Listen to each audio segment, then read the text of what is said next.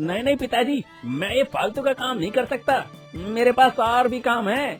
भाई, यहाँ से रोज बुढ़े काका मटके लेकर बाजार जाया करते थे, क्या अब वह नहीं आते? और वह वहाँ से चला गया। तभी जवान औरत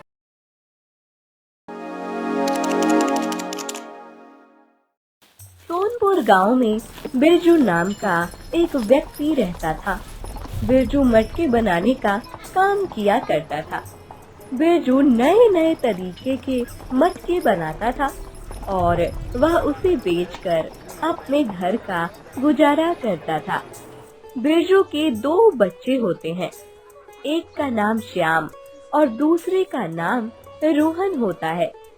रोहन बहुत घमंडी होता है और घर में बिल्कुल भी काम नहीं करता था, लेकिन श्याम को अपने पिताजी से बहुत लगाव था और वह अपने पिताजी के साथ मटके बनाने में मदद किया करता था और वह पढ़ाई में भी बहुत होशियार था। धीरे धीरे समय बीतता गया। बिरजू की तबीयत खराब होने लग गई। बिरजू ने दोनों बेटों को अपने पास बुलाया और बोला, बेटा, मेरी तबीयत बहुत ज्यादा खराब है, इसलिए मैं मटके नहीं बना सकता। तुम दोनों भाई मिलकर इस काम को संभाल लो और इसको बेचने के लिए बाजार में जाया करो। इतना सुनकर रोहन को बहुत गुस्सा आया और बोला, नहीं नहीं पिताजी, मैं ये फालतू का काम नहीं कर सकता, मेरे पास और भी काम है। लेकिन श्याम अपने पिताजी से बहुत प्रेम करता था, इसलिए वह बोला, पिताजी, आप चिंता मत कीजिए, मैं मटके बना लूंगा और उन्हें बाजार में भी बेच दूंगा। आप घर पर आराम करो और आप अपना ध्यान रखो। बिरजू श्याम की बात सुनकर बहुत खुश हुआ और बोला, बेटा, मुझे पूरा विश्वास था कि तुम ही मेरे होनहार बेटे हो, तुम इस काम को कभी मना नहीं करोगे। अगले दिन से श्याम मिट्टी के मटके बनाने में लग जाता है। वह मिट्टी के मटके बनाता है और उन मटकों पर रंग भरता है और फिर उन्हें बेचने के लिए बाजार की तरफ निकल जाता। थोड़ी दूर जाते ही रास्ते में उसे एक औरत दिखाई दी। वह औरत श्याम को रोकते हुए बोलती है, भाई, यहाँ से रोज बूढ़े काका मटके लेकर बाजार जाया करते थे, क्या अब वो नहीं आते? भाई, यहाँ से रोज बूढ़े काका मटके लेकर बाजार जाया करते थे, क्या अब वह नहीं आते? इतना सुनकर श्याम बोला, मैं उन्हीं का बेटा हूँ, मेरे पिताजी की तबीयत थोड़ी खराब है, इसलिए वो नहीं आ रहे हैं। जब तक पिताजी की तबीयत सही नहीं होती, तब तक मटके बेचने मैं ही आया करूँगा। यह बात जब उस औरत ने सुनी तो वो बोली, मुझे 1 मटका चाहिए, क्या तुम मुझे 1 मटका दे सकते हो? तभी श्याम बोला, हाँ हाँ, क्यों नहीं, आपको जो मटका पसंद आ रहा है आप वो ले लीजिए। उस औरत ने 1 मटका ले लिया और बोली, लेकिन मेरे पास अभी पैसे नहीं है देने के लिए। तभी श्याम बोलता है, कोई बात नहीं, आप ये मटका ले लीजिए, ये मेरे हाथों का पहला बना हुआ मटका है, आपका जब मन करे जब आप पैसे दे देना। वह औरत मटका लेकर वहाँ से चली गई और श्याम बाजार की तरफ निकल गया। वह बाजार पहुंचकर जोर जोर से आवाज लगाने लगा, मटके ले लो, ताजे ताजे मिट्टी का मटका ले लो, सुंदर रंग बिरंगे मटका ले लो। लेकिन उस दिन किसी ने भी श्याम का मटका नहीं लिया। सुबह से शाम हो गई, लेकिन श्याम का एक भी मटका नहीं बिका। यह सब देखकर श्याम बहुत उदास हो गया। फिर वह शाम को घर वापस आ गया। तभी वह अपने पिताजी से कहता है, पिताजी, आज मेरा एक भी मटका नहीं बिका, क्या मैं मटका अच्छा नहीं बनाता? तभी श्याम के पिताजी बोलते हैं, नहीं श्याम, तुम मटके अच्छे बनाते हो, एक दिन तुमसे सब मटके खरीदेंगे, लेकिन तुम हिम्मत मत हारना, मटके बनाते रहो। तभी श्याम बोलता है, पिताजी, मैं कल इससे भी ज्यादा अच्छे मटके बनाऊंगा, क्या पता वो सबको पसंद आ जाए। अगली सुबह श्याम मटके बनाने में लग जाता है। इस बार श्याम उससे ज्यादा अच्छा मटका बनाता है और वह ठेले पर रखकर बाजार की तरफ निकल जाता है। तभी रास्ते में उसे वही औरत मिली। तभी वह औरत कहती है, भैया आज भी मुझे एक मटका चाहिए। तभी श्याम ने उस औरत को एक मटका दे दिया। तभी वह औरत कहती है, भैया आज भी देने के लिए पैसे नहीं है, क्या मैं यह मटका ले जा सकती हूँ? तभी श्याम बोलता है, कोई बात नहीं, आप ये मटका मेरी तरफ से रख लो। इतना बोलकर श्याम बाजार की तरफ निकल गया। बाजार में जाकर श्याम के मटके खरीदने तो कोई नहीं आया, लेकिन कुछ देर बाद एक आदमी आया। भाई ये मटके कैसे दे रहे हो? जी 50 रुपए का एक। कितने चाहिए आपको बताओ? मुझे 2 मटके चाहिए, लेकिन तुम 40 का एक लगा लो। ठीक है भैया जी, आप ले जाइए। वह आदमी मटका लेकर वहां से चला गया, लेकिन कुछ देर बाद 4 से 5 ग्राहक आ गए और धीरे धीरे श्याम के सारे मटके बिक गए। यह देखकर श्याम बहुत खुश हुआ और उसके काफी आमदनी हो गई थी। वह शाम को वापस घर चला गया। श्याम उन पैसों को अपने पिताजी को देते हुए बोला, पिताजी आज मैं बहुत खुश हूँ, आज तो मेरे सारे मटके बिक गए पिताजी। श्याम को खुश देखकर बिरजू भी बहुत खुश हुआ और बोला, बेटा ये पैसे तू ही रख ले, ये तेरे बुरे समय में काम आएंगे। मैं इन्हें रख कर क्या करूँगा? श्याम उन पैसों को अलमारी में रख देता है, लेकिन यह सब रोहन देख रहा था। उसने सोचा, पिताजी शाम की इतनी तारीफ करते हैं, आज रात को मैं इसके पैसे चुरा लूंगा, अब किसी का कुछ पता भी नहीं चलेगा। रात को श्याम और उसके पिताजी सो रहे थे। तभी रोहन ने अलमारी से पैसे निकाले और सारे पैसे मौज मस्ती में खत्म कर दिए। तभी अगली सुबह श्याम रोज की तरह मटके बाजार लेकर जाने लगा। फिर वही औरत शाम को रास्ते में मिली और बोली, भैया मुझे एक मटका चाहिए। तभी श्याम बोलता है, चाची आज ही आपका 7वां मटका है। तभी वह औरत बोली, हाँ भैया मुझे पता है, लेकिन मैं तुम्हें इन मटकों का पैसा जरूर दूंगी। तभी श्याम बोलता है, नहीं नहीं ऐसी कोई बात नहीं है, मैं तो इसलिए बोल रहा था कि आप इन मटकों का क्या करती हो? वह औरत बोलती है, मुझे मटके पसंद है, इसलिए मैं यह मटके अपने घर में ले जाकर रख लेती हूँ। श्याम ने उसे औरत को एक मटका दे दिया और वह बाजार चला गया। लेकिन उसे उस दिन श्याम का एक भी मटका नहीं बिका। अब तो रोज रोज यही कार्यक्रम चलता रहा। श्याम मटके बनाता और वह औरत रोज एक एक मटके लेती और वह बाजार चला जाता, लेकिन उसके एक भी मटके नहीं बिकते। अब तो श्याम काफी उदास होने लग गया था। एक दिन श्याम घर के आंगन में बैठा हुआ था। वह ये सब सोच ही रहा था कि तभी उसके घर के आंगन में एक सेठ आया और बोला, अरे भाई मैंने सुना है तुम बहुत सुंदर सुंदर मटके बनाते हो। तभी श्याम बोला, हाँ सेठ जी, आपने बिल्कुल सही सुना है, मैं बहुत ही अच्छे अच्छे मटके बनाता हूँ। तभी वह सेठ बोलता है, तुम मुझे 200 मटके बनाकर दे सकते हो, मुझे 200 मटकों की जरूरत है। हाँ हाँ मैं ये काम कर दूंगा, आप बताइए आपको ये कब चाहिए? मुझे ये कल सुबह तक 200 मटके चाहिए, अगर तुम बना सकते हो तो मैं तुम्हें इसके ढेर सारे पैसे दूंगा। श्याम बहुत खुश हुआ और बोला, हाँ हाँ सेठ जी, आपका काम हो जाएगा, कल सुबह तक ले जाना। अब तो श्याम दुगनी मेहनत के साथ मटके बनाने लगा और मटके में सुंदर सुंदर रंग बिरंगे रंग भरने लगा। उसने शाम तक 200 मटके तैयार कर दिए थे। लेकिन रात को जब श्याम सोया हुआ था, तभी रोहन इतने सारे मटके को एक साथ देख लेता है। तो उसके मन में हुआ कि कहीं श्याम ज्यादा पैसे ना कमा ले, इसलिए उसने रात को सारे मटके तोड़ दिए और वह वहां से चला गया। जब श्याम सुबह उठकर बाहर आया तो वह देखा कि उसके सारे मटके टूटे हुए थे। श्याम यह देखकर बहुत दुखी हुआ और बोला, अगर सेठ आ गया तो मैं उन्हें 200 मटके कहाँ से दूंगा? मेरे पास समय भी नहीं बचा कि मैं ये मटके दोबारा से बना सकूं। श्याम मन ही मन बहुत दुखी हो रहा था।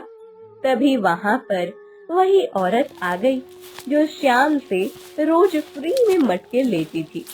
वह वहाँ आकर बोली, बेटा इतना दुखी क्यों लग रहे हो? क्या बताऊं चाची, एक सेठ आया था, उसने मुझसे 200 मटके बनवाए थे, लेकिन पता नहीं कैसे ये मटके सारे टूट गए।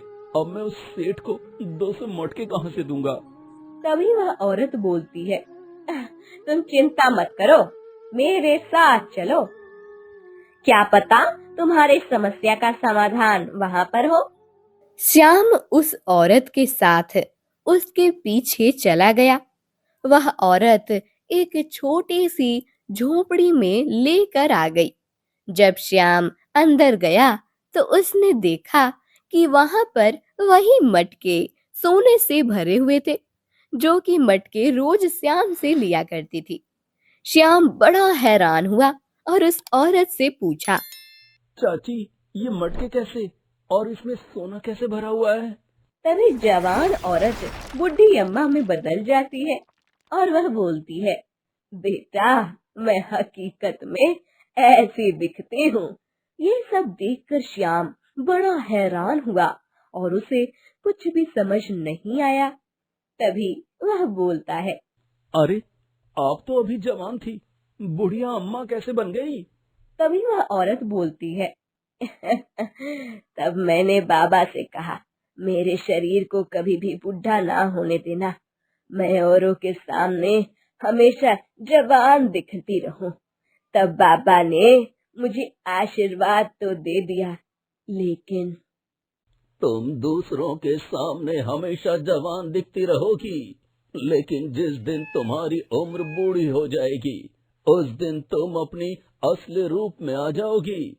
और तुम्हें इसके साथ साथ एक और वरदान भी देता हूँ कि तुम्हारे घर में जितने भी मटके आएंगे वे सोने से भर जाएंगे। तुम्हें अपने जीवन में कोई कष्ट नहीं होगा, लेकिन जब तुम्हारी उम्र बूढ़ी हो जाएगी तो तुम ये सब एक ईमानदार और भोले व्यक्ति को दे देना। तभी वह औरत श्याम से कहती है, मैं तभी से रोज घर घर जाकर मटके खरीदती हूँ, लेकिन मुझे अभी तक ऐसा मटका नहीं मिला जिसमें धन रख सकूं और वह दुगना हो जाए। एक दिन तुम मुझे मिल गए और तुम्हारा बनाया हुआ मटका घर पर लाई, तो उसमें मैंने सोने चांदी रख दिए, तो वह देखते ही देखते दुगना हो गए। इसलिए मुझे पता चला कि तुम बहुत ईमानदार हो और मैं तुमसे रोज एक एक मटके लेने लग गई। अब मेरा अंतिम समय आ गया है बेटा, इसलिए मैं ये सब तुम्हें देना चाहती हूँ। ये सुनकर श्याम बोला, लेकिन मैं इतने सोने चांदी का क्या करूँगा? मुझे इतना सोना चांदी नहीं चाहिए। तब वह अम्मा बोलती है, हाँ मुझे पता है तुम्हारे लिए एक ही मटका काफी है, लेकिन तुम जैसे ही एक मटका उठाओगे तो मेरे मरने के बाद ये सारे सोने चांदी गायब हो जाएंगे और तुम्हारे पास ये धन तब तक रहेगा जब तक तुम दूसरों की मदद करोगे और इस धन का गलत उपयोग नहीं करोगे और जरूरतमंदों की मदद हमेशा करोगे। तभी श्याम बोला, हाँ माँ जी, मैं वैसा ही करूँगा। मैं हर गरीब और जरूरतमंद की हमेशा मदद करूँगा और कभी भी इस धन का गलत उपयोग नहीं करूँगा। यह कहकर श्याम ने सोने चांदी से भरा एक मटका उठाया और अपने घर चला गया। घर जाकर वह सोने चांदी से भरा मटका अपने पिताजी को दिखाया। तभी वहां पर रोहन भी आ गया और बोला, देखो पिताजी, मैं तो हमेशा कहता था ना, ये श्याम चोरी करता है, तभी तो ये इतना सोना चांदी लेकर आया है। तभी पिताजी बोले, नहीं नहीं, श्याम कोई गलत काम नहीं कर सकता। तभी श्याम बोलता है, हाँ पिताजी, आप सही कहते हो, मुझे ये सब एक बूढ़ी अम्मा ने दिया है, ये मेरे कर्मों का फल है। ये बात सुनकर रोहन को अपनी बात पर बहुत पछतावा होता है और वह अपने भाई से माफी मांगने लगता है और बोलता है, भाई मुझे माफ कर दे, आज के बाद मैं भी तेरे काम में मदद करूंगा और हम दोनों मिलजुल कर मटके बनाकर बेचा करेंगे और दूसरों की हमेशा सहायता करेंगे। अब श्याम और रोहन दोनों मिलकर रहने लगे और गरीबों की सहायता करने लगे। इसलिए कहते हैं, कर्म का फल हमेशा मिलता है। इसको काम पर रखकर दुकान और घर दोनों में काम करवा लूंगा, ये बहुत भोला भाला भी दिखता है। ये क्या है मोहन, तुम इतनी बड़ी थाली लेकर आए हो? अब मैं तुम्हें इतने बड़े थाली में खाना नहीं दूंगी। क्या तुम्हारा दिमाग खराब हो गया है क्या? हे भगवान, क्या हो गया दामाद जी को? कोई बड़ी समस्या तो नहीं है ना? दामाद जी, हमें बहुत दुख है, कोई भी क्या कर सकता है। दोनों एक दूसरे को जान से पीटने लगे। बहुत समय पहले की बात है। शिवपुर नामक एक गांव था। उस गांव में विजय नाम का एक सेठ रहता था। उसी गांव में उसकी एक किराने की दुकान थी। विजय सेठ बहुत ही चालाक आदमी था। उसकी दुकान पर जो भी काम मांगने आता तो वो उसके सामने शर्त रखता और उनसे कुछ समय काम करवाने के बाद बिना पैसे दिए काम से निकाल दिया करता था। उसके ऐसे स्वभाव के कारण कोई टिक नहीं पाता था। पास के गांव में मोहन नाम का एक किसान रहता था। वो किसान विजय सेठ के पास काम मांगने आया। तभी मोहन विजय सेठ से बोलता है, सेठ जी, मुझे कोई काम मिल सकता है क्या? मैं बहुत दिनों से काम खोज रहा हूँ। हाँ, मेरे पास काम तो बहुत है, लेकिन मैं अजनबी को काम कैसे दे सकता हूँ? सेठ जी, मेरा नाम मोहन है और मैं पास ही के एक गांव का रहने वाला हूँ। मैं खेतों में काम करके अपना जीवन यापन करता था, लेकिन हाल में ही मेरे गांव में सूखा पड़ गया था, जिसके कारण वहाँ पर खेती नहीं हो पा रही है। मैं यहाँ पर अपने परिवार के लिए आया हूँ।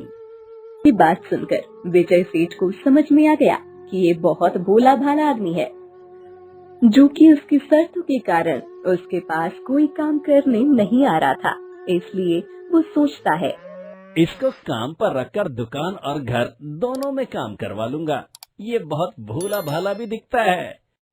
हाँ तो ठीक है, मैं तुम्हें अपनी दुकान पर रख लूंगा, लेकिन तुम मेरे यहाँ काम करना चाहते हो तो तुम्हें मेरी हर शर्त को मानना पड़ेगा। अगर मंजूर हो तो बोलो। तभी मोहन ने कहा, ठीक है सेठ जी, मुझे आपकी सारी शर्तें मंजूर है। ठीक है, फिर मैं तुम्हें 1 महीने के 1000 रुपए दूंगा, यानी 1 साल का 12,000 रुपए। और यदि तुम साल के पहले काम छोड़ दोगे तो तुम्हें 1 भी रुपया नहीं मिलेगा, और अगर मैंने तुम्हें काम से निकाला तो मैं तुम्हें इसके दुगने पैसे दूंगा, और मैं तुम्हें तीनों समय का खाना भी खिलाऊंगा। कहो, तुम्हें शर्त मंजूर है? तभी मोहन ने कहा, मंजूर है सेठ जी, मुझे कोई एतराज नहीं है। विजय सेठ के बारे में बिना कुछ जाने ही मोहन वहाँ पर काम करने के लिए मान गया। अगली सुबह उठते ही मोहन ने विजय सेठ के घर पर काम किया। इसके बाद दुकान की सफाई की। सारा दिन भर दुकान पर बैठा बैठा दोपहर हो गया था। कुछ देर के बाद विजय सेठ दुकान पर आता है तो तभी मोहन विजय सेठ से कहता है, सेठ जी, आप दुकान पर कुछ देर बैठिए, मैं भोजन करके आता हूँ। तभी विजय सेठ बोलता है, ठीक है, जाओ, लेकिन जल्दी आ जाना। ये नहीं कि भोजन करने में पूरा दिन लगा दो, दुकान पर बहुत काम है। ठीक है सेठ जी, मैं जल्दी से खाना खाकर आता हूँ। इतना कहकर मोहन सेठ के घर पर चला गया।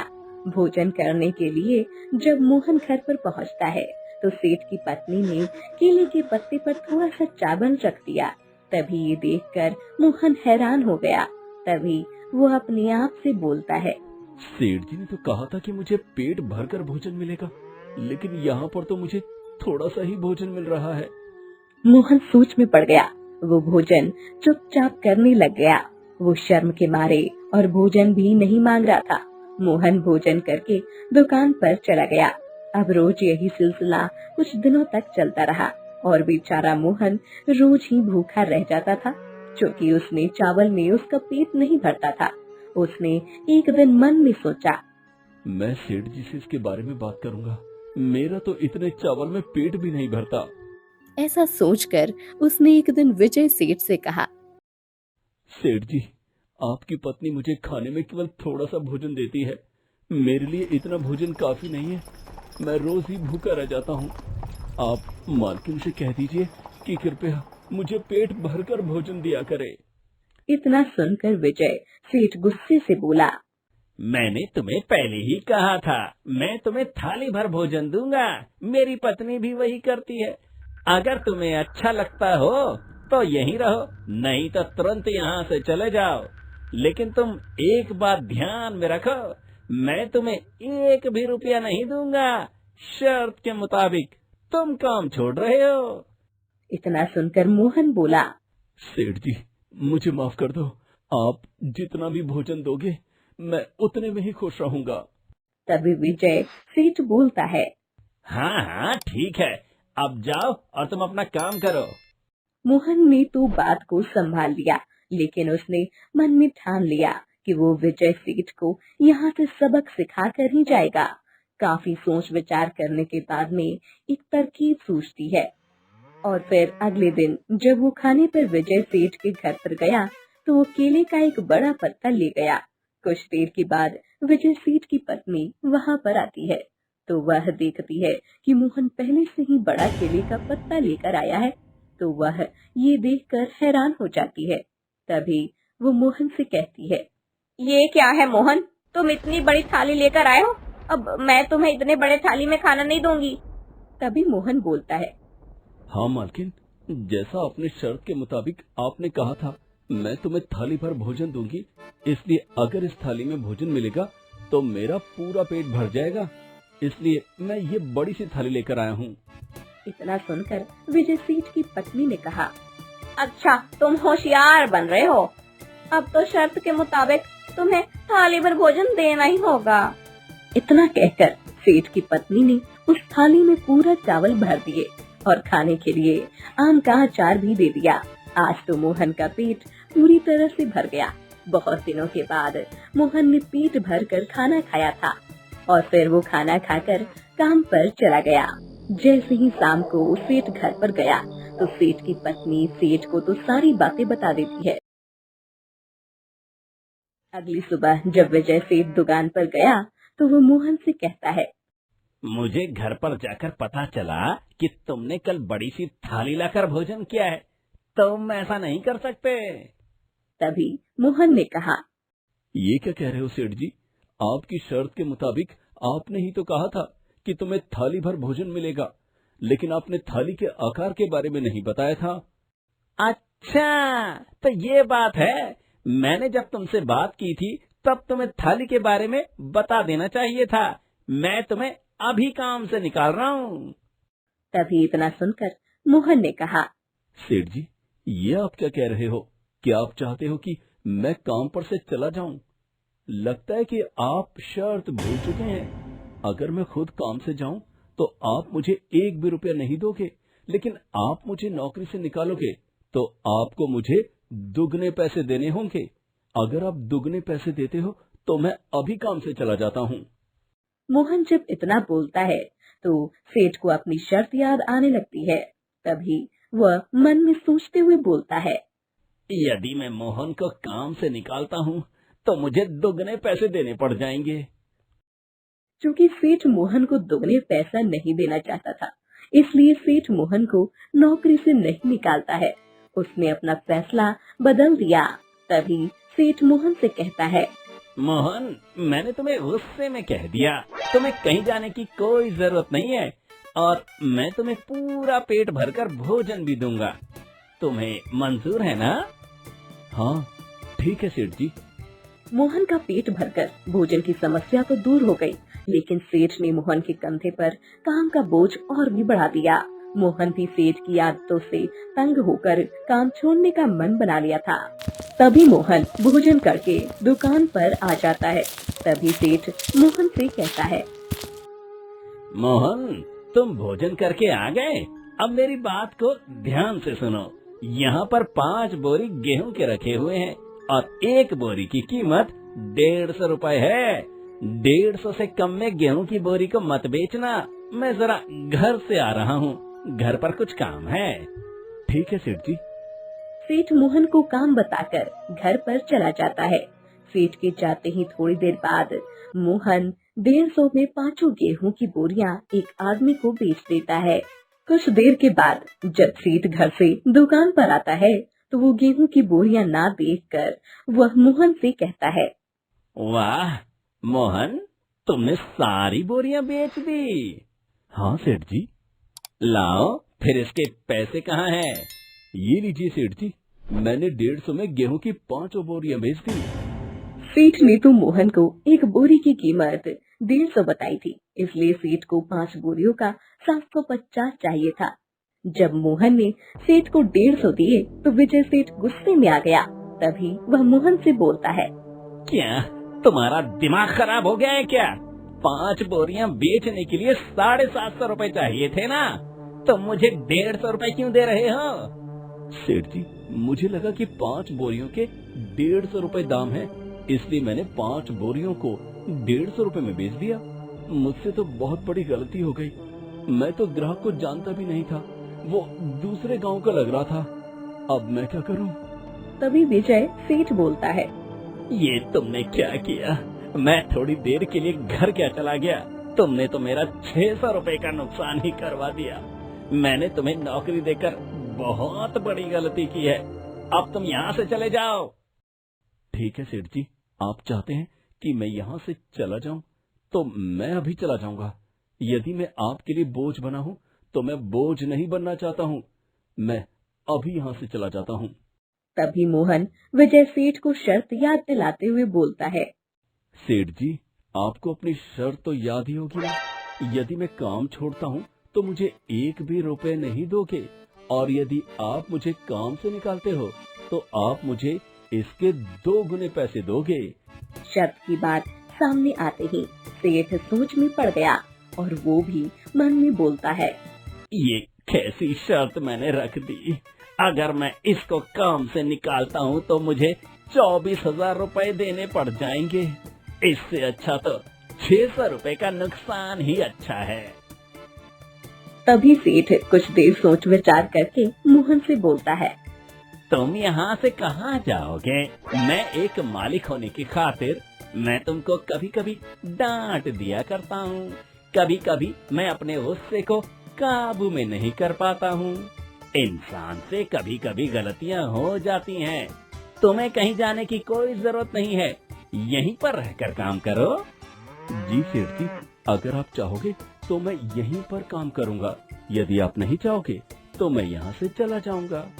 तुम्हें कहीं जाने की कोई जरूरत नहीं है। जाओ जाओ, काम पर लग जाओ। और हाँ, मैं तुम्हें कुछ बताना भूल गया। मेरे ससुर को कुछ सामान चाहिए, वो बगल के गांव में ही रहते हैं और आज मैं वहाँ पर नहीं जा पाऊंगा, तो तुमको मेरे बदले वहाँ पर जाकर सामान लेकर जाना होगा। जी सेठ जी, जो आप बोलोगे मैं वैसा ही करूँगा। सुनो, ये किराने का सामान है, उठाओ और ले जाकर उनको दे आओ। कल तुम दुकान पर बैठे रहोगे तो मैं कल जाकर उनसे मिलाऊंगा। इतना सुनकर मोहन चला जाता है सेठ जी के सास ससुर के घर पर। वह वहां पहुंचकर सारे सामान विजय सेठ की सास को दे देता है। तभी विजय सेठ की सास मोहन से बोलती है, दामाद जी खुद क्यों नहीं आए? वो तुम्हारे साथ सामान क्यों भेजे? सेठ की सास की बात सुनकर मोहन के मन में एक विचार आता है। तभी मोहन मौके का फायदा उठाकर एक विचार सोची और फिर मोहन सेठ जी के सास से बोला, ऐसा नहीं, सेठ जी का स्वास्थ्य कुछ दिनों से ठीक नहीं है। उन्होंने कहा कि मैं आज किसी डॉक्टर से मिलने जाऊंगा और कल आकर आपसे मिलूंगा। तभी सेठ की सास बोलती है, हे भगवान, क्या हो गया दामाद जी को? कोई बड़ी समस्या तो नहीं है ना? कल जब वो हमारे घर पर आएंगे तो मैं उन्हें घी के बने हुए लड्डू खिलाऊंगी। वो घी के लड्डू खाकर जल्दी ठीक हो जाएंगे। नहीं मालकिन, जैसा मैं कहता हूँ आपको वैसा ही करना चाहिए।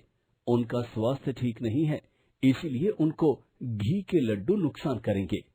डॉक्टर ने कहा है कि उनको उबले हुए चावल और अचार के सिवा और कुछ भी उन्हें नहीं देना है।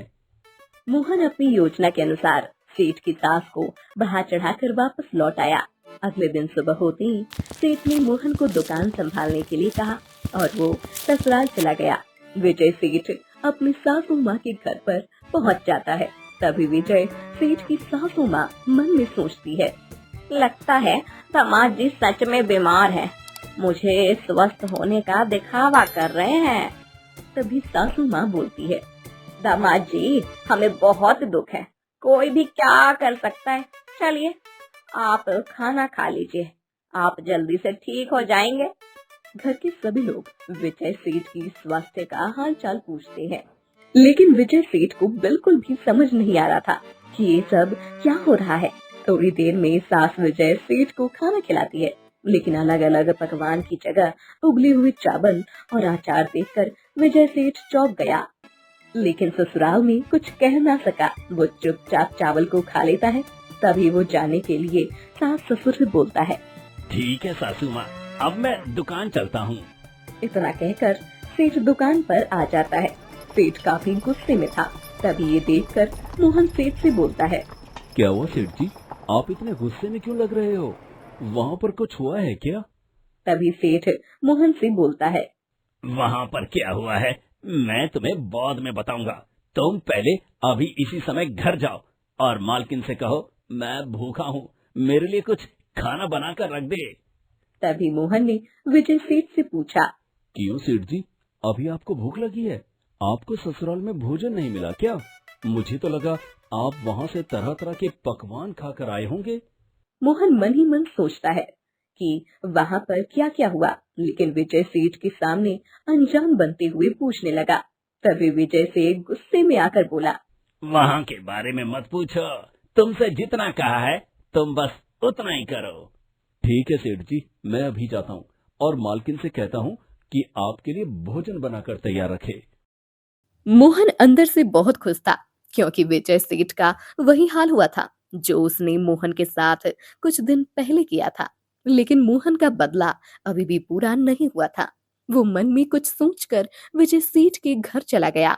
वहां पहुंचने के बाद उदास होते हुए मालकिन से कहता है, मालकिन, सेठ जी पर जैसे भूत आ गया है, वो वैसे व्यवहार कर रहे हैं। अब वो यहाँ पर आ रहे हैं और इससे पहले कि वो घर के अंदर आए, आपको झाड़ू से उनको मारना और उनको अपने घर से दूर करना है। जल्दी से झाड़ू लाइए वरना देर हो जाएगी। अरे क्या हो गया उनको, क्या तुम सच कह रहे हो? हाँ मालकिन, मुझे भी यकीन नहीं हो रहा है, लेकिन आज दोपहर को आपके माँ के घर से लौट रहे थे तो मुझे लग रहा है कि उनको किसी आत्मा ने पकड़ लिया है। जब से वो अजीब सा व्यवहार कर रहे हैं, इसीलिए मैं आपसे जैसा कहता हूँ आप वैसा ही करो। मोहन ने इतने आत्मविश्वास से कहा कि सेठ की पत्नी को मोहन की बातों पर विश्वास हो गया। वो अंदर जाकर झाड़ू ले आती है और अपने पति की आने की इंतजार करने लगी। इतना कहकर मोहन दुकान पर चला गया और अंदर से दुखी होने का दिखावा करने लगा। तभी वह सेठ से बोलता है, सेठ जी जरा सुनिए, मालकिन पर तो जैसे किसी की आत्मा आ गई हो। उन्होंने घर में सामान फैला रखा है। अरे मोहन, तुम ये क्या कह रहे हो? मुझे आत्माओं से बहुत डर लगता है, अब मैं क्या करूं? तभी मोहन बोलता है, आप डरिए मत सेठ जी, मेरे पास इसका इलाज है। जिसके ऊपर भी आत्मा आती है उसको यदि झाड़ू से मारा जाए तो आत्मा तुरंत निकल कर भाग जाती है। इसीलिए आपको मालकिन को झाड़ू से मारना होगा जिससे कि आत्मा बाहर निकल जाए। मोहन की बात सुनकर विजय सेठ डर गया और विजय सेठ ने दुकान से एक झाड़ू निकाला और घर पर चला गया। जब वो घर पहुँचे तो उनकी पत्नी भी झाड़ू लिए हुई थी। विजय सेठ ने अपनी पत्नी को झाड़ू लिए हुए देखा तो विजय सेठ ने मोहन से कहा, मोहन, ये सब क्या हो रहा है? मुझे लगता है तुमने जो कहा है वो सब सच है। हमें इसके अंदर से आत्मा को निकालना चाहिए। इतना कहकर सेठ ने झाड़ू से अपनी पत्नी को मारना शुरू कर दिया। झाड़ू से मारते देखकर पत्नी ने भी मोहन की बात मानकर विजय सेठ को झाड़ू से पीटना चालू कर दिया। दोनों एक दूसरे को झाड़ू से पीटने लगे। दोनों के बीच झगड़ा होने लगा। ये देखकर आसपास के लोग वहाँ पर जमा हो गए। थोड़ी देर के बाद गांव का मुखिया भी वहाँ पर पहुँच गया। गांव के मुखिया वहाँ पर पहुँचकर उन दोनों का लड़ाई करने का कारण पूछा। तभी मोहन मुखिया जी से बोलता है, मुखिया जी, मैं ही इन दोनों की लड़ाई की वजह हूँ। मैं एक गरीब किसान हूँ। मैं इनके पास काम करने के लिए आया था और मैंने कड़ी मेहनत की, गधे जैसा। मैंने इनके यहाँ पर काम किया, लेकिन इन्होंने मुझे खाना भी ठीक से नहीं दिया। लेकिन मैं ऐसा नहीं करना चाहता था। लेकिन मैंने सोचा कि इन जैसे लोगों को मुश्किल कठिनाइयों से सामना करवाना चाहिए। मोहन की बात सुनकर सेठ और उनकी पत्नी को गलती का एहसास हुआ। मुखिया जी ने भी मोहन की बात सुनकर उन दोनों को भी बहुत डांट लगाई। गांव के लोग काफी खुश थे क्योंकि मोहन ने उन दोनों को अच्छा सबक सिखाया। तभी सेठ ने मोहन को दुगने पैसे दिए और मोहन पैसे लेकर अपने गांव चला गया। वो वहाँ पर जाकर वो उन पैसों से जमीन खरीद लेता है और वह वहीं पर रहकर अपने परिवार का गुजारा करने लग जाता है। Subscribe for more content.